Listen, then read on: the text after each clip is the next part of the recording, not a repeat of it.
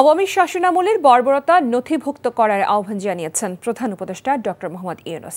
শেখ হাসিনার শাসনামলে সংঘটিত সকল বিচার বহির্ভূত হত্যাকাণ্ড সহ পুলিশি বর্বরতার ডকুমেন্টস নথিভুক্ত করার উপর জোর দিয়েছেন তিনি। রাষ্ট্রীয় অতিথি ভবন যমুনায় জাতিসংঘের আবাসিক সমন্বয়ক গুয়েন লুইস এবং বাংলাদেশ জাতিসংঘের আবাসিক সমন্বয়কারী কার্যালয়ের সিনিয়র মানবাধিকার উপদেষ্টা হুমা খান সাক্ষাৎ করতে এলে প্রধান উপদেষ্টা এই আহ্বান জানান। এ সময় প্রধান উপদেষ্টা বলেন, শাপলা চত্বরে বিক্ষোভকারীদের উপর দমন-পীড়ন সহ বছরের পর বছর ধরে বিচার বহির্ভূত হত্যাকাণ্ড ও ক্ষমতাচ্যুত প্রধানমন্ত্রী শেখ হাসিনার শাসনামলে সংঘটিত সব নৃশংসতার নথিভুক্ত করতে হবে। এ সময় প্রধান উপদেষ্টা জুলাই গণহত্যার রিপোর্ট প্রকাশ করায় ধন্যবাদ জানান জাতিসংঘকে। গুয়েন লুইস বলেন, বাংলাদেশের জনগণকে এ বিষয়ে সক্ষমতা বাড়াতে সহায়তা করতে তারা প্রস্তুত।